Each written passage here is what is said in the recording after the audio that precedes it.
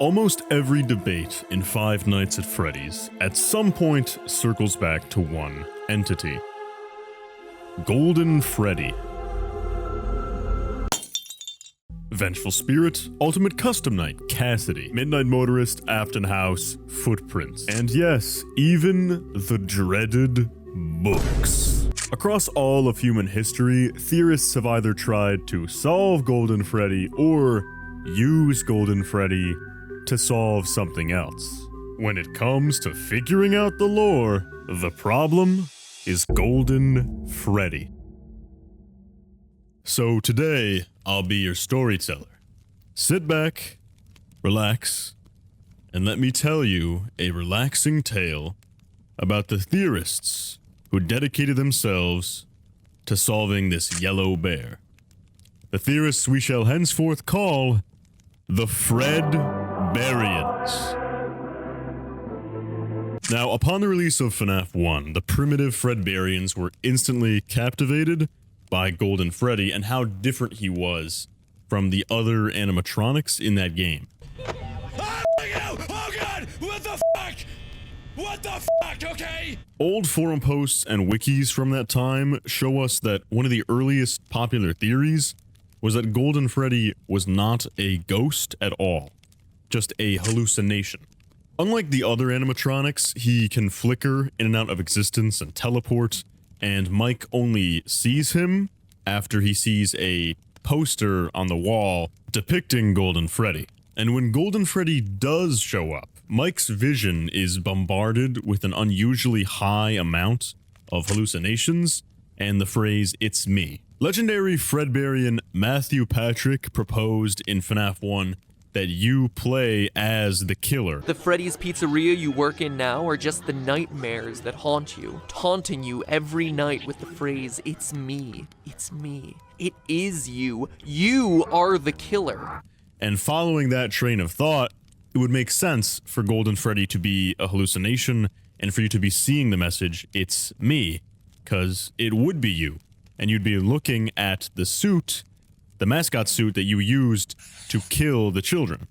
So in this case, the Golden Freddy suit would represent the player's misdeeds or guilt. Of course, not everyone bought the hallucination angle, because after all, the game does explicitly tell you that 5 children went missing, and that's why many Fredbarians believe "it's me" to be a message from one of these children. So it's not about self-reflection, but rather about another entity trying to reach out to Mike. Someone wants Mike to recognize them. Other than the 5th missing kid, some pointed fingers at Ralph, aka the phone guy, being the spirit inside Golden Freddy. He dies the week before we arrive at the establishment. So maybe "it's me" is phone guy talking to us.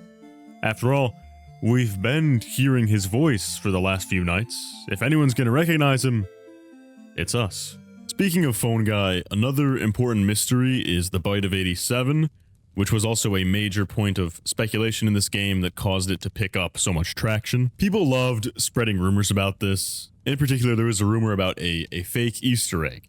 And eventually, Scott updated the game, so when you input 1987 into the Custom Night section, Golden Freddy will jump scare the player and crash the game.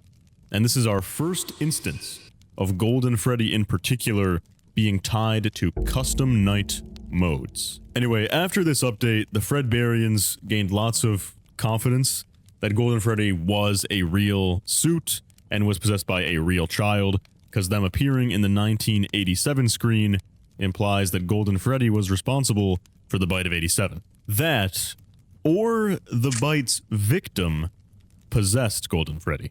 Which that doesn't make a lot of sense because phone guy says that the bite victim survived, but who cares? Time passes and I think it's about 10 minutes. 10 minutes passes and boom, FNAF 2 releases. The Fredbarians rejoice because Golden Freddy is back.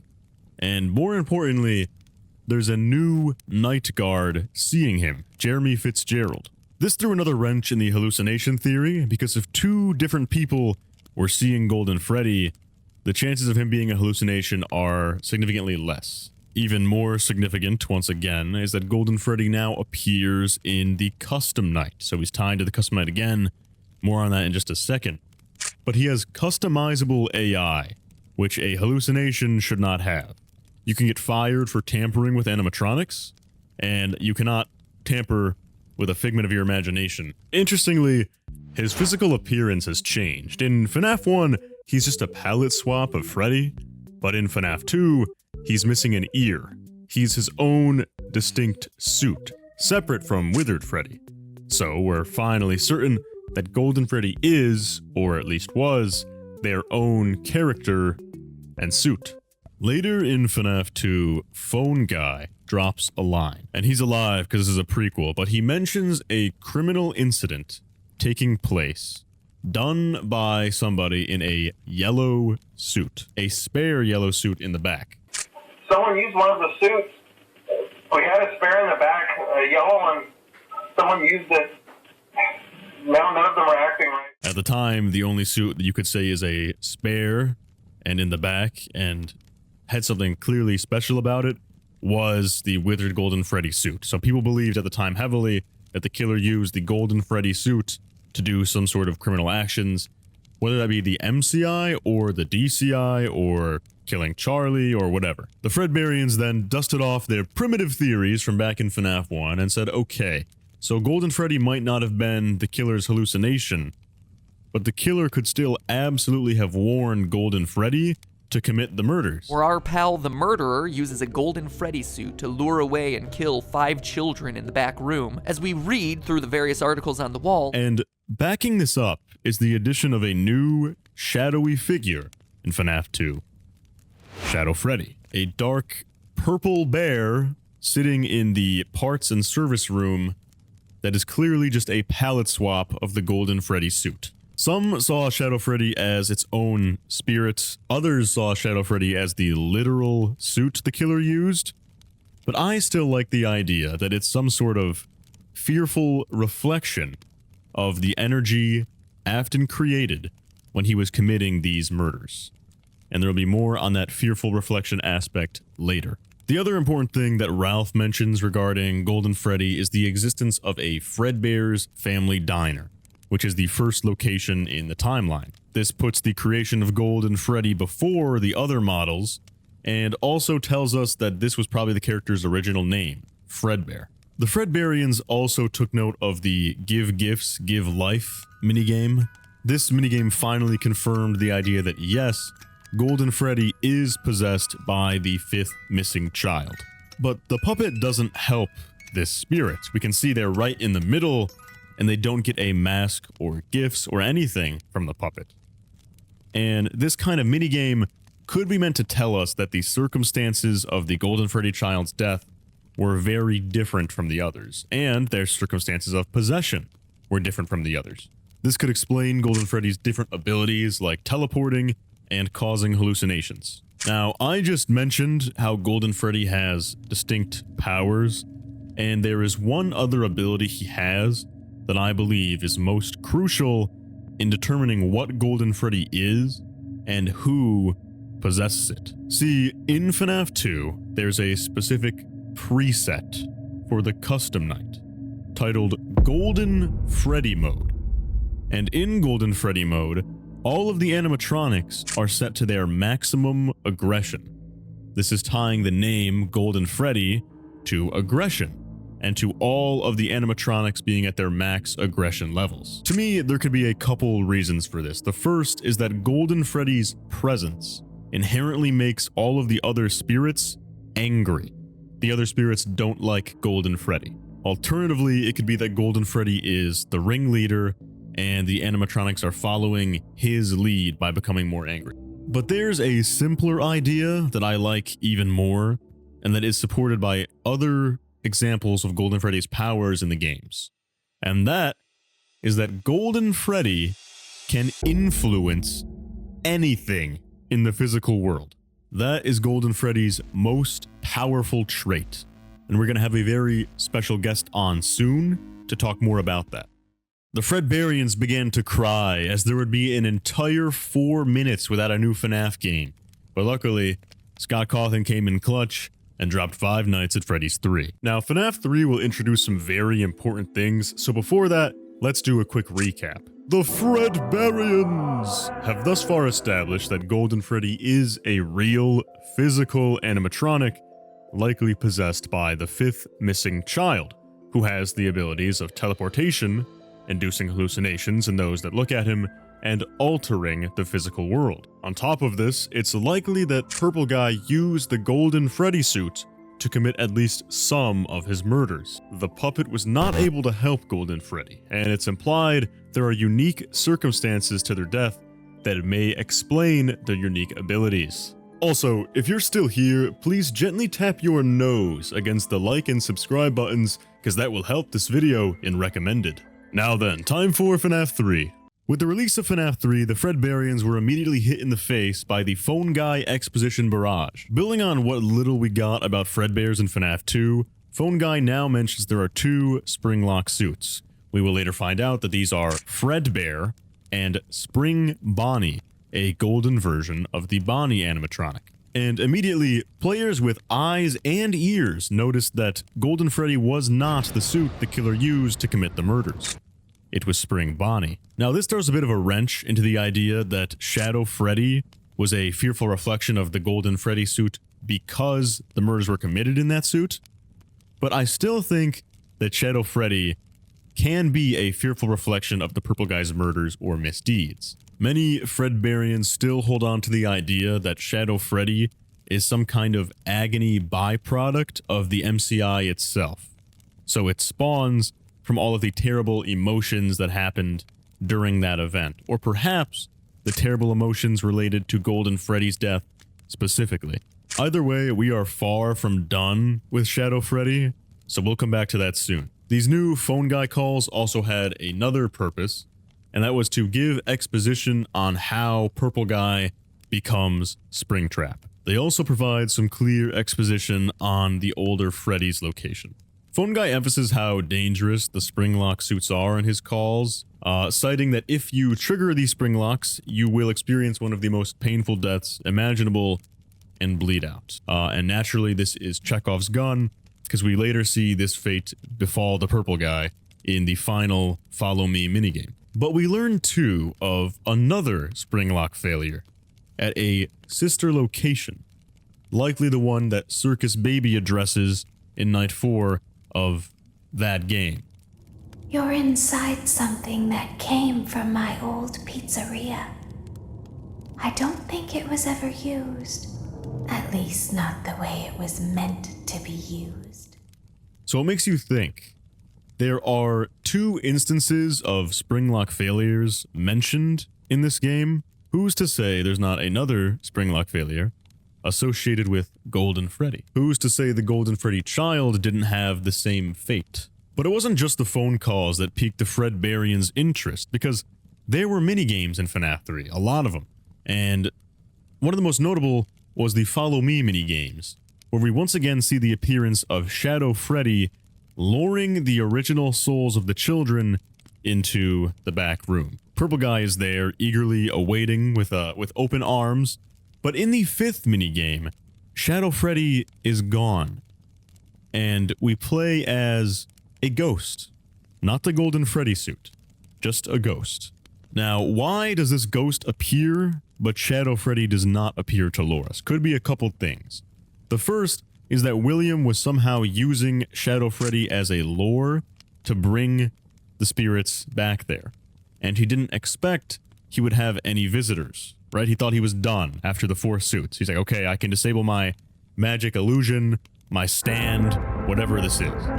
Another one is that Shadow Freddy might be a real suit, like what we see in the FNAF movie, and William Afton didn't bring him this time, and he's coming here on different nights. Or alternatively, number 3, the Ghost Kid is Shadow Freddy, which is an idea I don't love, because that would mean that they are luring the other children to their demise. But it's possible. Based on the context of these minigames, the Follow Me minigames, I think it's likely that we are playing as the Golden Freddy child on the 5th night, because we played as the other MCI kids the other 4 nights. And whoever this child is, they scare Mr. Purple so bad that he runs into the suit and game ends himself.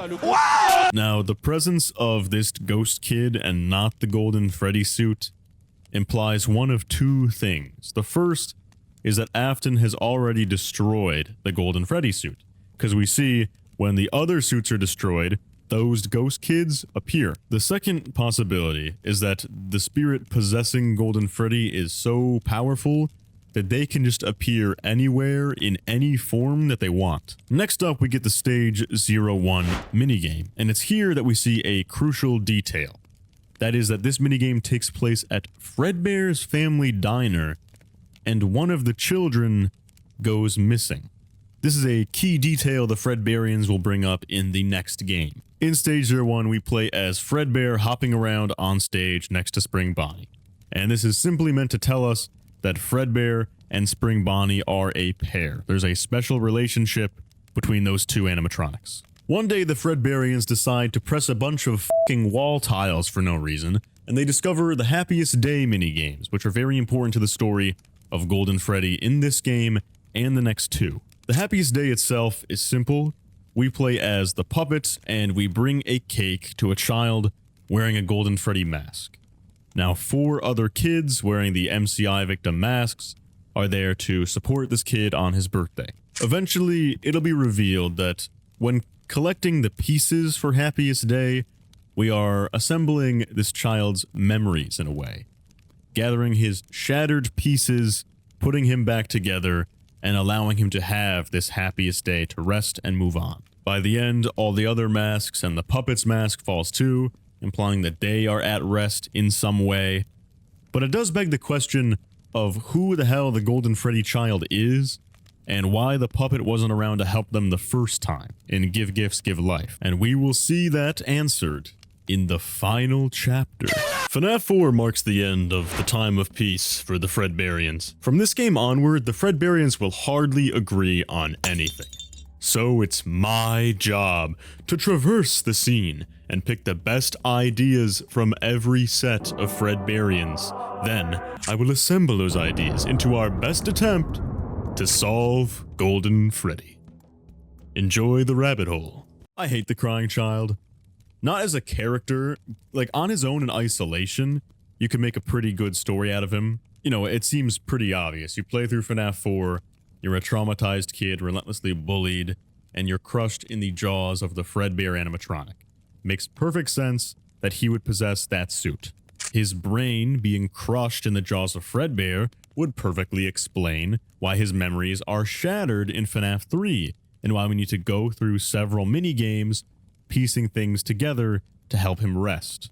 He dies alone in a different location than the other MCI kids, so it would make sense that the puppet's not there to help because he comes before and he's at a completely different place. So far, it makes sense. Yeah, the problem is there is a 5th MCI kid, and if that kid doesn't possess Golden Freddy, then who the hell do they possess? Some theorize that the 5th MCI kid was actually supposed to be the puppet. This means they wouldn't be Golden Freddy at all, but still some theorists, some Fredbearians, thought that there were 2 spirits inside of Golden Freddy.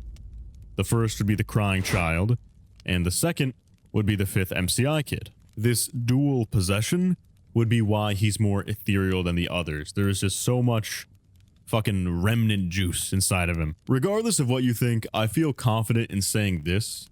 FNAF 3, FNAF 4, and FNAF World are all a single shared narrative. They have a single story arc. This story arc is Happiest Day. You set it up, you pay it off. And looking at FNAF 4, it is very clear that the receiver of the Happiest Day wearing the Golden Freddy mask is supposed to be the bite victim. I see people getting a lot of shit for saying this, but if you look at the narrative at all, this is very obviously what it's supposed to be.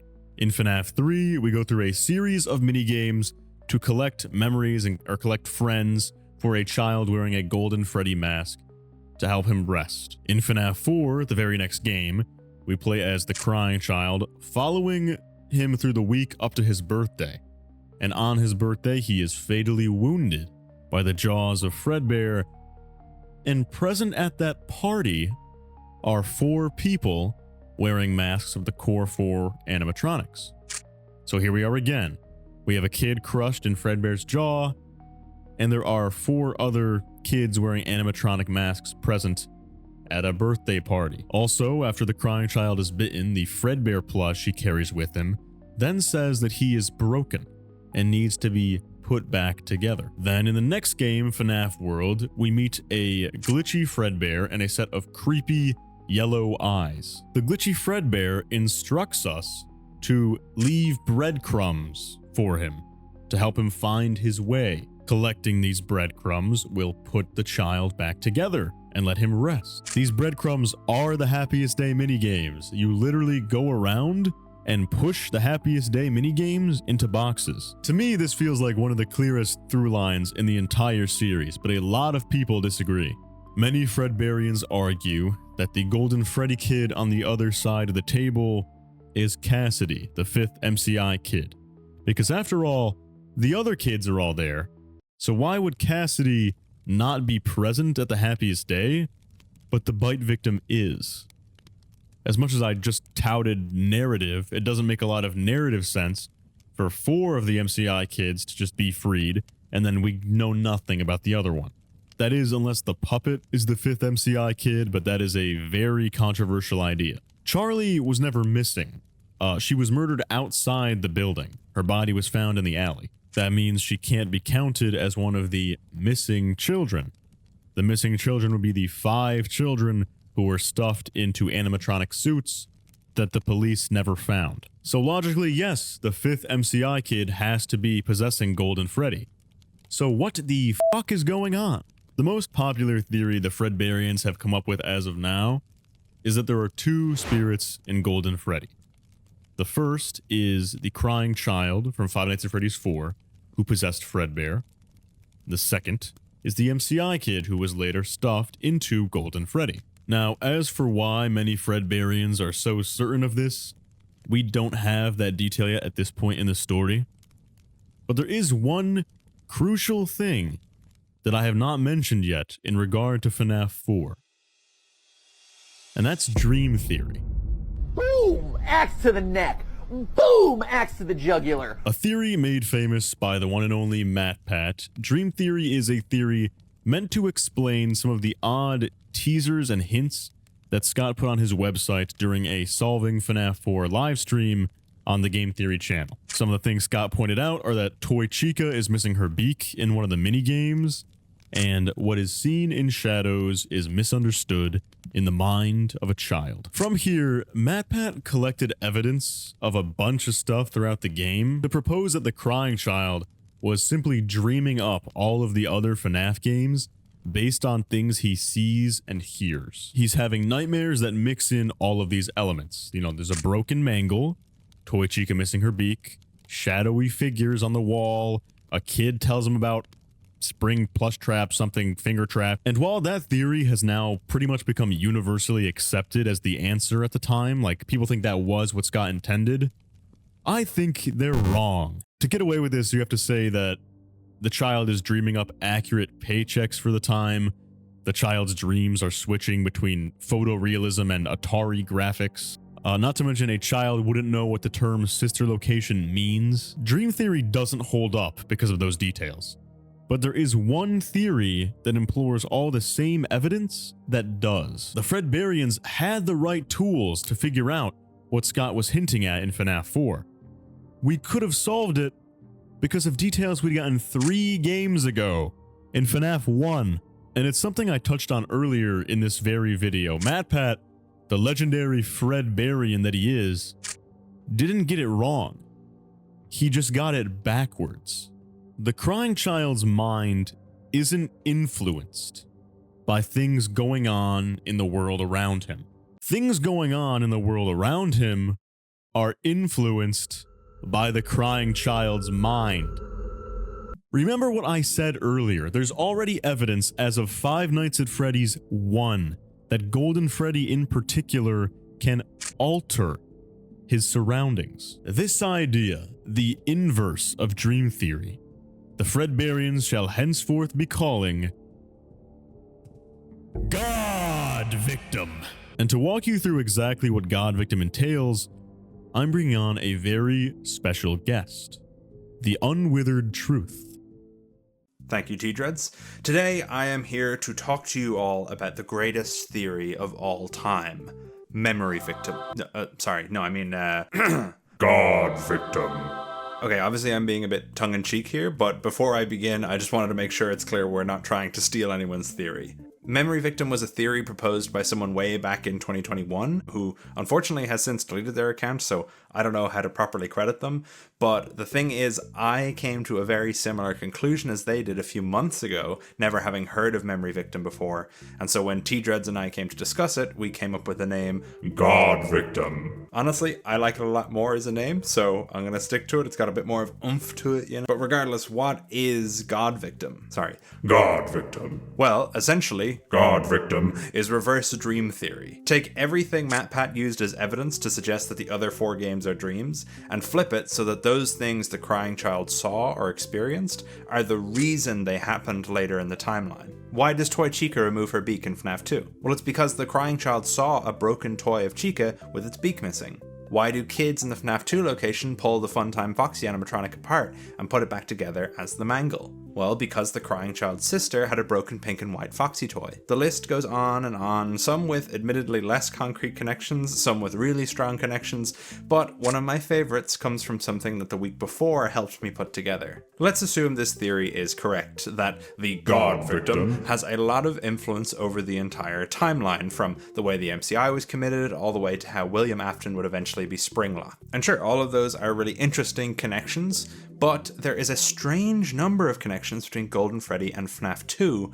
in particular. All of the FNAF 3 Happiest Day minigames relate to characters who are introduced in FNAF 2. Toy Chica, Mangle, Balloon Boy, RWQ, and Fredbear, who, while not being from the FNAF 2 location, was name-dropped for the first time in that game. We also have the mention of the yellow suit on night 6, which can only be Golden Freddy, as Spring Bonnie was already sealed away in the safe room at this point. So basically what I'm saying is that Golden Freddy has some huge connection to FNAF 2, and then obviously through that to FNAF 4. But of course there is an Oroville elephant in the room, and that being this clip right here. Hey guys, I think the little man said he wants to give Fredbear a big kiss. On 3, 1, 2.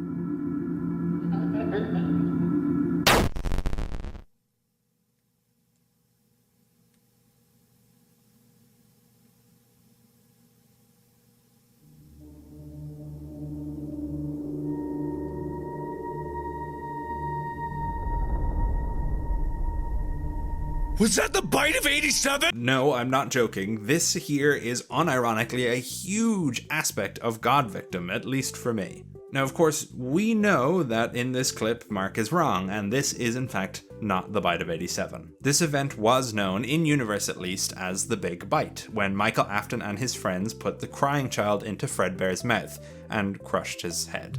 Of course, the community at the time was very confused about this. Why would Scott include such a weird lore choice in his supposedly final game? Why are there 2 bites now? That's a bit lazy, isn't it? And what about all these 87s in the teasers? What was that about? Was this just Scott misleading us? Well, yes and no. You see, Scott included the bite not to frustrate us or to make fun of us for trying to solve the franchise, but in the hopes that we as a community would decipher God Victim and realize that FNAF 4 did in fact solve the bite of 87. How? Well, consider which character Scott chose for Michael to idolize in this game. Which character's mask the true perpetrator of Crying Child's death wore. That's right, by wearing that mask and killing his brother in this way, Michael was responsible for not 1, but 2 bites. Crying Child's God Victim influence caused Withered Foxy to bite down on one Jeremy Fitzgerald's head 4 years later. So in a strange way, Scott actually told us everything we needed to know about the bite of 87 through FNAF 4, and we missed it. It wasn't until the release of the week before that we got some very solid evidence to suggest it was Foxy who committed the bite of 87. After all, as far as Ralph knew, he'd never bitten any kids. The week before even draws further connections between Foxy and Fredbear's by having a blood-stained ticket from Fredbear's family diner hidden away in none other than Pirate's Cove. There's literally no reason for Scott to put this ticket here, if not to make us sit up and consider Foxy's potential connections to the bite. If you want more proof, in FNAF 1, Scott added the Golden Freddy jump scare as an Easter egg to appear after 4 numbers were entered into the custom night menu. 1, 9, 8, 7. Now, of course, at the time, this was added as a reaction to the community saying that something would happen if you put in 1987, but Scott managed to tie everything into a neat bow by bringing the series full circle and making it true that Golden Freddy was very much tied into the bite of 87. Now, while a lot of people enjoy the concept of memory victim or destiny victim or agony victim or whatever you want to call it, a lot of people have issue with it because they say that it's the only example of something like this happening in the series. That FNAF likes to reuse the same kind of tropes and character dynamics in multiple different mediums, so there would be no reason for Scott not to try and hint toward this. Except he did. I am so vengeful. We have seen a character with their agony spread across multiple places and objects, influencing events and people's lives. That character being Andrew in Fazbear Frights. Now, I promise, I'm not trying to summon Gibby's Horror Homestead by saying these next magic words, but Andrew seems, at least in part, capable of influencing the field. Now, if you're not aware, the 0-point field is a concept introduced in the Fazbear Fright story Fetch, which, essentially, is a psychic field which allows thoughts to influence reality. Thoughts and feelings influence reality and free will, you say? And it's from the story Fetch, the specific animatronic we later find out is partially possessed by Andrew, whose agony is spread across other Frights iconography like the plush tart chaser and Ella. Okay, basically what I'm saying is that Andrew being spread across all these different items and causing a lot of the stuff that happens in Frights is another version of GODVICTIM. But as far as I understand it, T-Dread's going to go into that a little bit later. Anyway, now that I've solved the bite of 87 and the 0-point field, and proven that GODVICTIM is without question completely 100% true, no doubts about it, I'll hand it back to T-Dreads and wish my fellow Fredbarians good luck. Thank you, Unwithered Sigma. Now, before we move on to FNAF World, it's important that we discuss Nightmare and Nightmare Fredbear. Nightmare, referred to in the files as Shadow Freddy, is this game's palette swap of Yellow Bear, the thing we've seen over and over again. Nightmare and Nightmare Fredbear are palette swaps of each other, and they have the same gameplay mechanic. They're clearly meant to be very similar entities. Now, I'm going to break the rules here and bring in a detail from Ultimate Custom Night. Nightmare Rion is a character in the Halloween update of Five Nights at Freddy's 4 that takes the place of Nightmare. They're clearly meant to be the same sort of entity. And in Ultimate Custom Night, Nightmare Rion says this. I am the fearful reflection of what you have created. There are a few ways to interpret this. One is that Nightmare Rion, or rather the puppet, is something that William literally created. So he built the puppet, and Nightmare Rion is a fearful reflection of something he built. The second way to interpret this is that Nightmare Rion is a fearful reflection of a wicked deed that William has done. So, murdering Charlie, the agony spawned from that event, has created this rift in the world that is Nightmare Rion. There is a substance in the Fazbear Frights books called agony. It is the accumulation of mass amounts of negative emotion at a fixated point, such as a animatronic, a doll, maybe even a finger, and exposure to agony in high forms causes black tears, like the ones we see on Nightmare Rion. Now, I have discussed my full thoughts on Nightmare or Shadow Freddy's connection to Golden Freddy in another video, which I will link in the end screen. Or if you're watching the mega compilation video of this series, you'll have already seen that. So we're going to move on to FNAF World. But just keep that interesting connection in mind about agony and fearful reflections when you're thinking about where the shadow animatronics may have come from. At this point in our journey, the Fredbarians have hit a bit of a rock. They know that Golden Freddy is a real possessed suit, possessed by at least one child, He clearly has unique supernatural powers like teleporting and influencing his surroundings, and the child that possesses him does so through unorthodox means, not guided to sentience at all by the puppet like the other 4 kids. But as we've already discussed, the conversation is now not what Golden Freddy is, but who Golden Freddy is. Whether that be a single person, 2 people, 40 people, who are the children in this suit? What are their names, and why are they important? As stated previously, the entire deeper lore of FNAF World's plot is about setting breadcrumbs out for the crying child to give him his happiest day. The crying child is clearly at least partially attached to Golden Freddy if you're looking at things through this narrative, and as well as if you've read the week before. That's the easy part. That story arc, we can set that aside, stop talking about it. The problem is that there's another character in FNAF World that's probably Golden Freddy. The debate on this is split between 2 individuals for a couple different reasons. The first is that Yellow Eyes, the eyes that appear at the start of FNAF World telling the crying child that something's gone wrong, and that's why I am here, people think Yellow Eyes might be Cassidy. They speak with a confidence similar to that of the Golden Freddy child from the movie, and more importantly, whoever Yellow Eyes is has direct access to the crying child's thoughts and memories. They can appear to the crying child in the crying child's own weird memoryscape. And this will become an important point later in the survival logbook. The problem with this is that it's agreed upon by many a Fredbearian that Psychic Friend Fredbear and Yellow Eyes are the same entity, given that they share that I'll put you back together dialogue.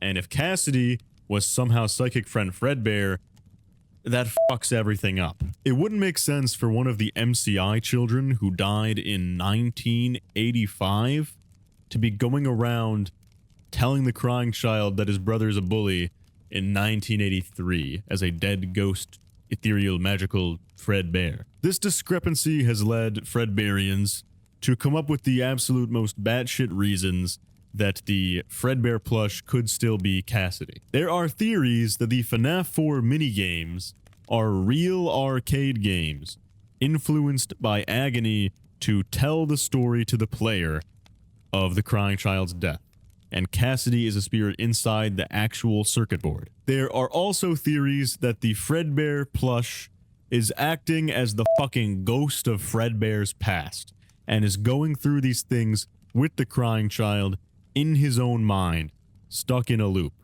So the FNAF 4 minigames all happened without the Fredbear plush. But now that the crying child's dead, the Fredbear plush is going over this shit with him. Like, remember when this happened? Basically, for any of this to work, the plot has to become the most fucking insane stretch ever. But then again, this is FNAF 4, and I just proposed GODVICTIM, so I can't really talk. The other candidate for Cassidy is the player. The one that goes around playing FNAF World. The one that's created for one thing. The one that can take the form of a red Fredbear sprite and drown in the lake next to Old Man Consequences. This red Fredbear sprite, the same one, will later appear in Ultimate Custom Night, and it is universally agreed upon by pretty much every Fredbearian that at the very least, this red Fredbear sprite in Ultimate Custom Night represents Cassidy. You could choose one of these 2 ideas. Either you play as Cassidy in FNAF World, or Cassidy is Yellow Eyes, or you could be incredibly based like me and say that yes, Cassidy is Yellow Eyes, and yes, you play as Cassidy in FNAF World. The protagonist of FNAF World is Yellow Eyes.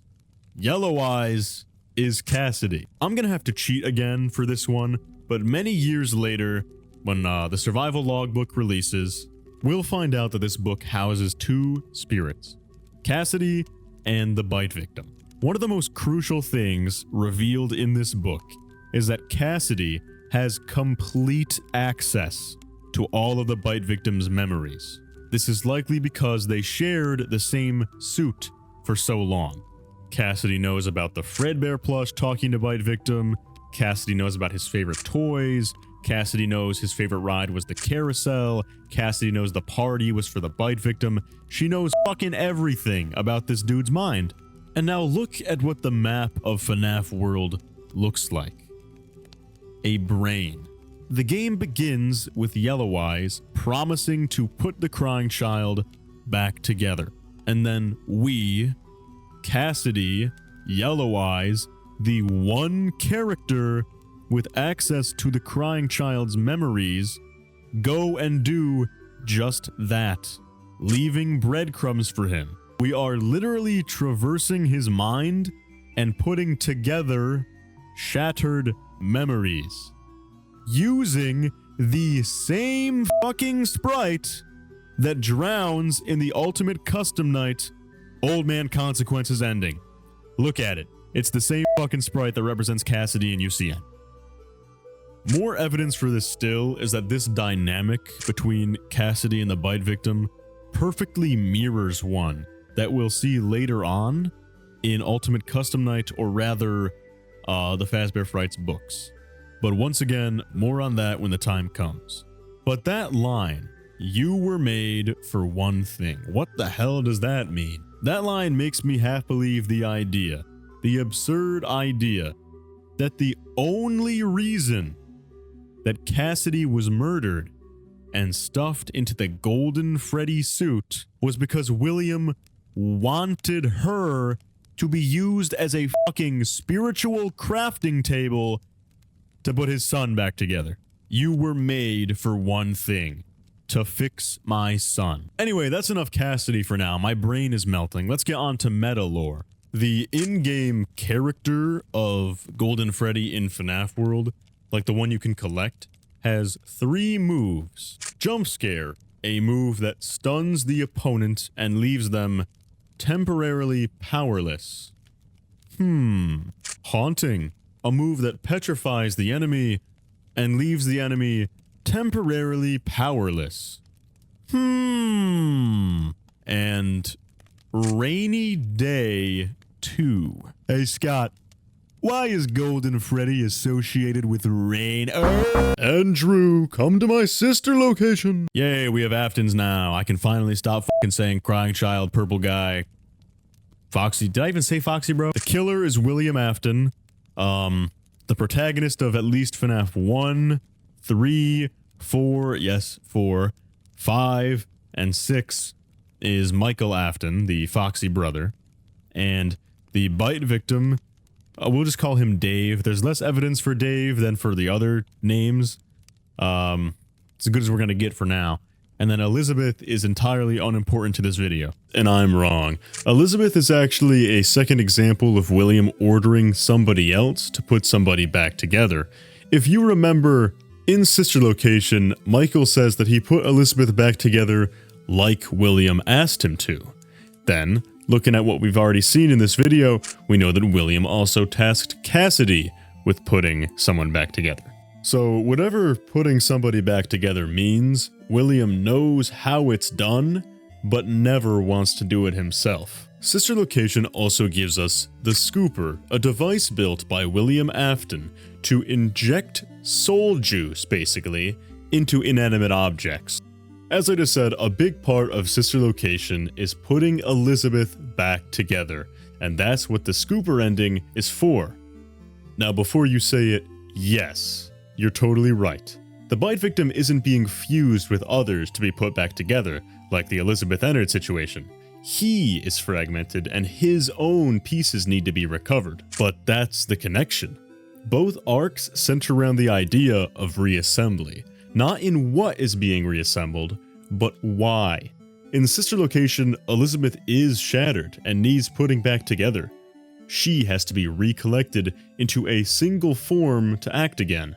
This form eventually becomes Scrap Baby, which Elizabeth controls by herself, not overpowered by the Circus Baby AI. By looking at this, it's clear what William wants by commanding Cassidy to put the Bite Victim back together.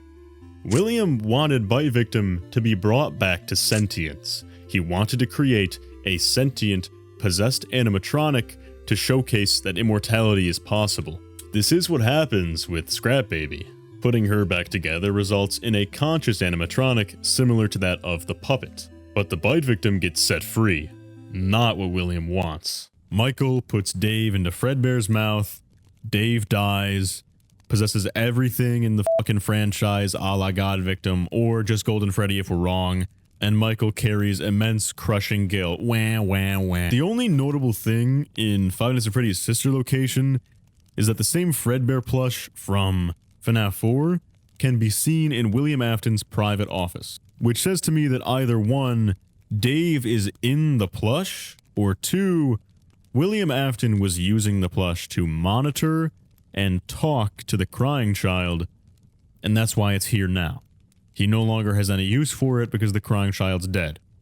Afton talking through the Fredbear plush would also neatly slide him into the role of Glitch Bear, another 8-bit representation of Fredbear that created the player of FNAF World for one reason: to help Dave. Beyond this, in sister location, we have our second instance of Golden Freddy mode, being the mode that all characters have the max aggression on in a custom night. Some Fredbearians also believe that Golden Freddy manifests in the form of Yendo in this game, but there is no evidence for fucking anything that Yendo might be. No one has any idea. FNAF. Sick. He might have lured Michael away in Midnight Motorist, fucking Rainy Day 2. That's literally it for this game. Come on out, Andrew. I have not brought up the general consensus of the Fredbearians on Golden Freddy's identity, or what Golden Freddy is, or solving Golden Freddy in a while.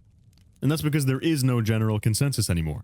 FNAF 4 and FNAF World started something of a Fredbearian civil war, and that is only going to continue and get worse with Ultimate Custom Night, and the introduction of Fazbear Frights, a new book series. Through various bits of dialogue, it is extremely obvious that the character we're playing as in Ultimate Custom Night is not Michael, but his father, the killer, William Afton.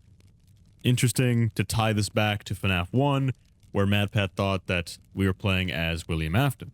And in Ultimate Custom Night, there is one vengeful spirit that is holding all the other souls back, forcing them to torture William in a never-ending loop of suckiness. And for some time here, the Fredbearians lived in harmony. Clearly, the vengeful spirit was Cassidy, Golden Freddy. Now that Dave is freed from Happiest Day, she can claim revenge because William used her as a fucking crafting table and endlessly kill him over and over and over again. Hey look, there's Old Man Consequences, telling Cassidy to rest and leave the demon to his demons. That's a perfectly sensible thing to say about a murderer who will literally go to hell. Leave the demon to his demons. Oh look, cool. The final cutscene of this game is Golden Freddy fading off into the distance. This is what you get for playing the game at its hardest difficulty. Golden Freddy twitching off into the void is the final thing you're meant to see in this game. Oh hey look! An entire series of cutscenes literally called Bear of Vengeance. Clearly the vengeful spirit is Cassidy. Andrew is the vengeful spirit, yeah. Cassidy, she don't mean nothing no more. In the Flesh is the best book on the earth, 'cause it made Matthew Patrick fucking give birth. Several years after Ultimate Custom Night released, we would see the introduction of Andrew in the Fazbear Fright series. Our newest contender for Vengeful Spirit is Andrew, who is in the Fazbear Fright Spirit. Our newest contender for Vengeful Spirit is Andrew, who appears in the Fazbear Fright series and has a very important role in the story, The Man in Room 1280. I mean, he's right there on page number 18. Now, what do we learn from Andrew from this Fazbear Fright story? Well, he's a vengeful spirit. He's latched himself onto William Afton and is keeping William Afton alive in a never-ending nightmare coma, and endless punishment and a personalized hell for the man behind the slaughter. But this isn't all we see of Andrew in Frights. He also appears in the series of Stitch Wraith epilogues, alongside Jake, in an endoskeleton called the Stitch Wraith that has the red battery from Fetch, an animatronic dog, and I think like the doll head of a doll that Jake, the protagonist of The Real Jake, used to have in his cupboard. This is where the Fredbarians begin to argue in mass. Was Andrew the vengeful spirit we saw in the games, or was he a book-exclusive character meant simply to inform us about the dynamic between Cassidy and the bite victim? Because there's a lot of evidence thus far to suggest that those characters are in similar situations. Some fans love Andrew and some hate him. Andrew haters hate that he is kind of a completely unnecessary character, in their opinion, thrown into Ultimate Custom Night years after the game came out, solely to act as the Vengeful Spirit, which is a role that Cassidy already filled very well.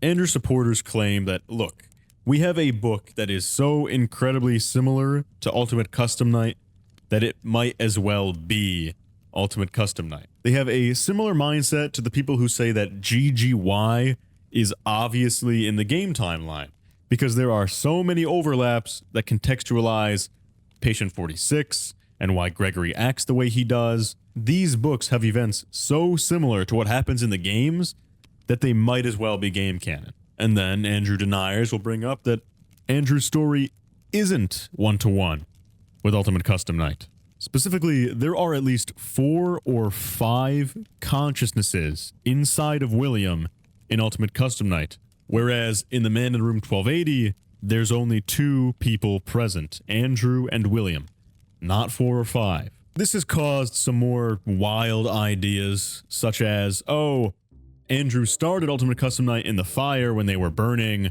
but then Ultimate Custom Night, man, and like OMC, Old Man Consequences, he was like, listen, Cassidy, I'm singling you out for no reason.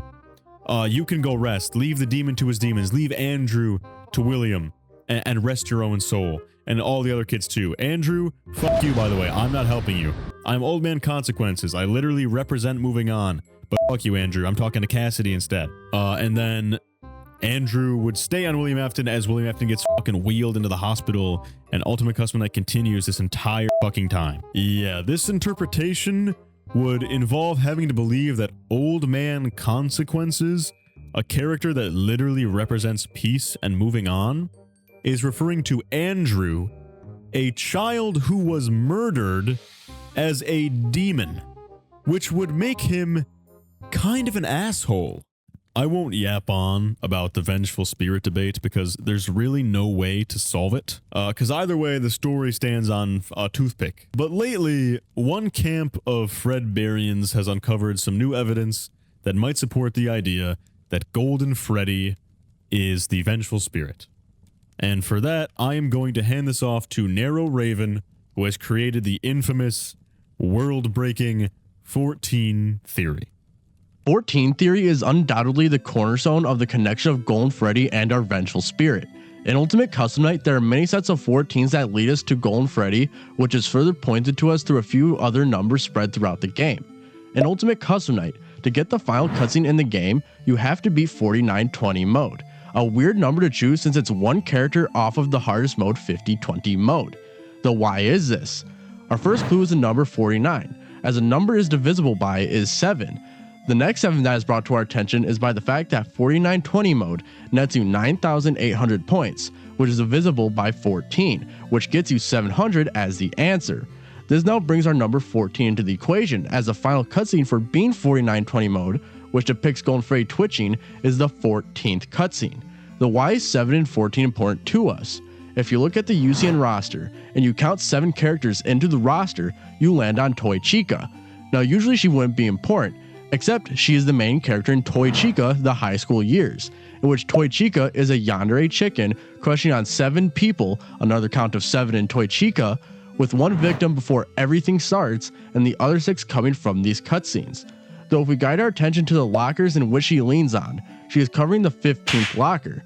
Now with our numbers here, if you look at the UCN roster and count 15 characters into the roster, you get our favorite murderous yellow rabbit, Springtrap. Though if you look back at the lockers in this scene, you'll notice that the number 14 is the only one in these cutscenes that appears differently from the rest, slightly slanted towards Toy Chica. So if you count back 1 more from Springtrap, Golden Freddy will be waiting, staring you in the face in that 14th character slot, a triangle between 7, 14, and 15. William Afton, Golden Freddy, and Springtrap, hinting to us that Golden Freddy may be the vessel to our vengeful spirit.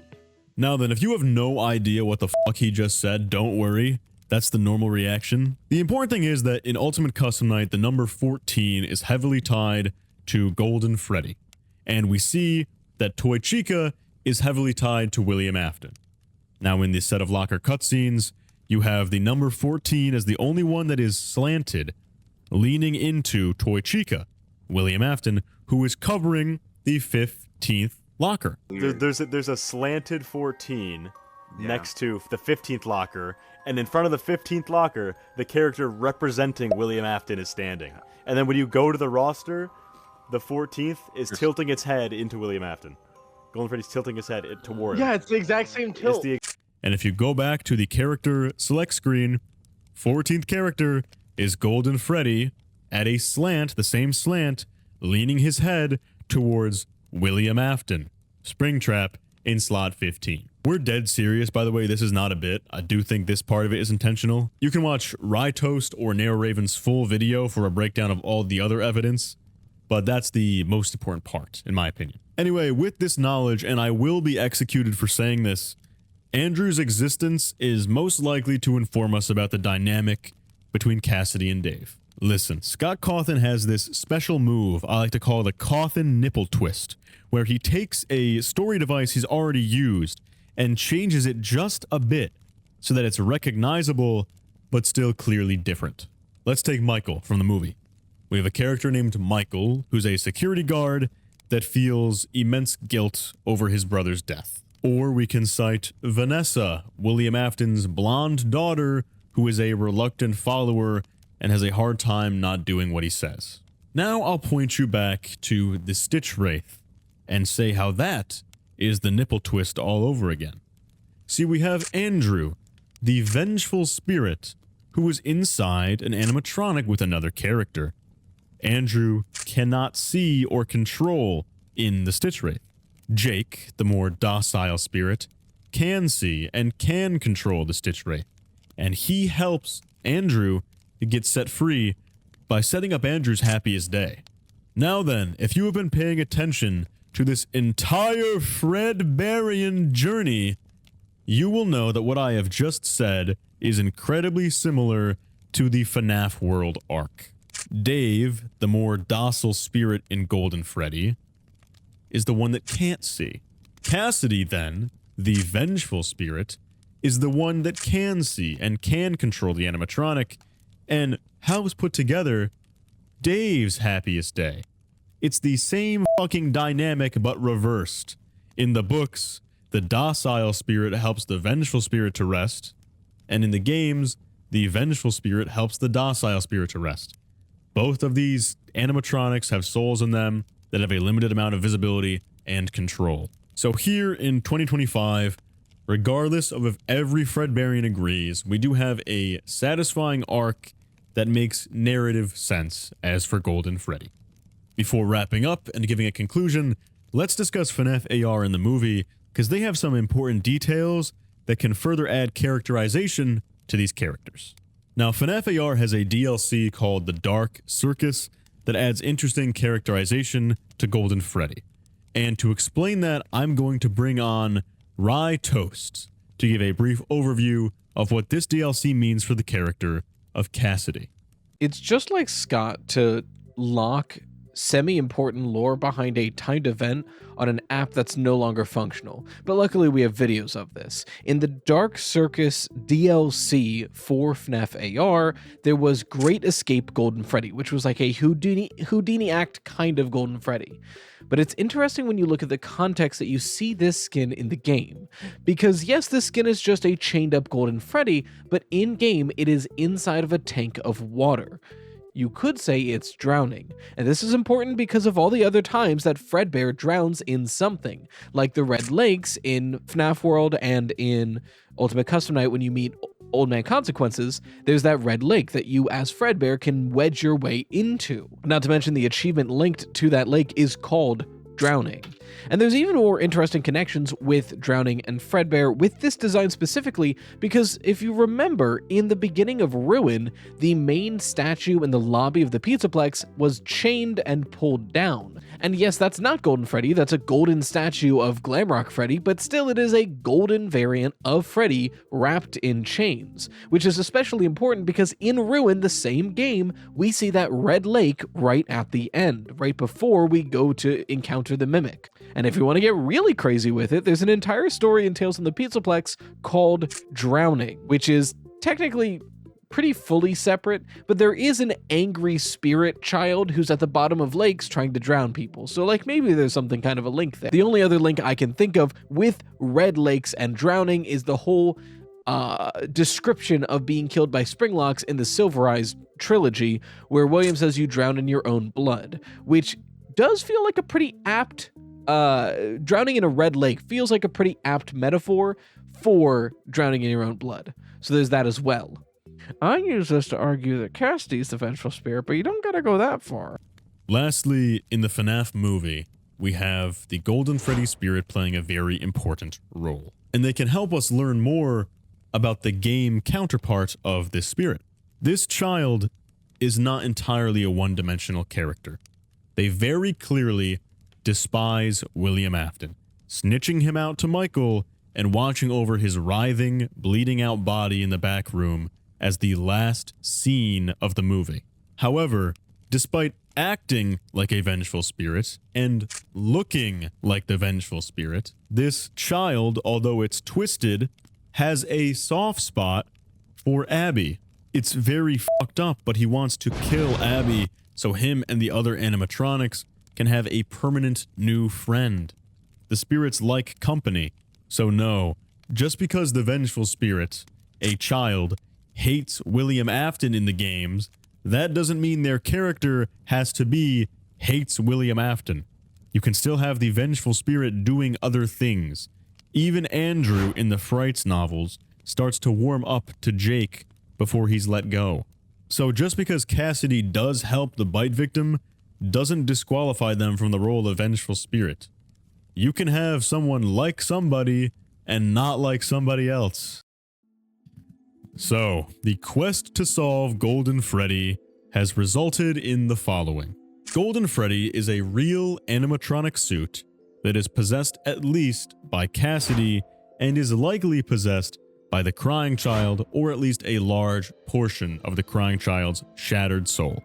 In death, the Crying Child is very powerful and can influence things in the world around him. Just like how he speaks through altered text in the logbook, the Crying Child alters his surroundings in Golden Freddy, inducing hallucinations in other people, changing posters on the wall, maybe even moving a fucking paper pal, I don't know, man. Also, the puppet is unable to help either the Crying Child or Cassidy.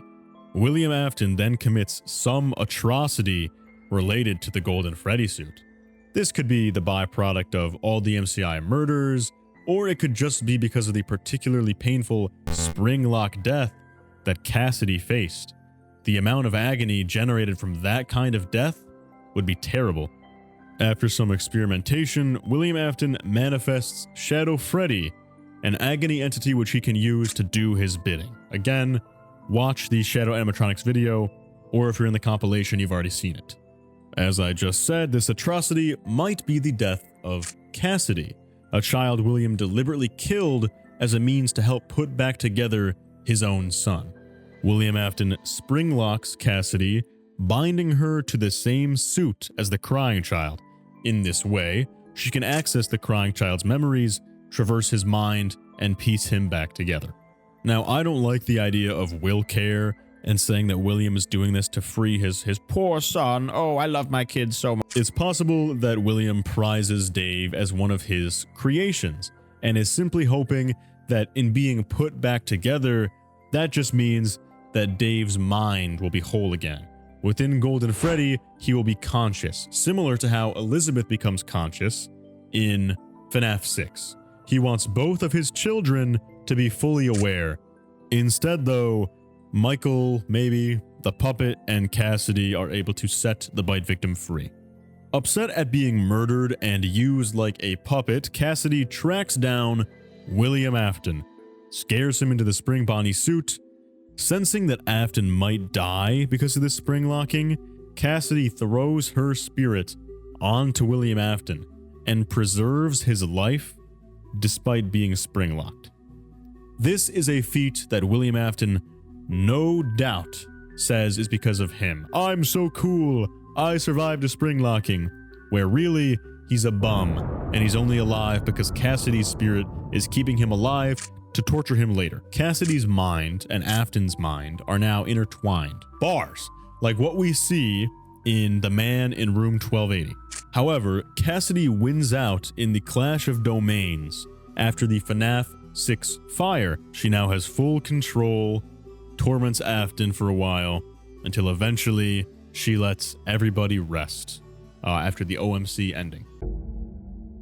And that is a very surface level explanation of Golden Freddy. And if you'd like a deeper explanation, then you can hit like and drag the playback bar to the start of this video and watch it again. I've worked very hard on this video, so please, if we can get it to 4,000 likes, I'll make a similar one about Midnight Motorist.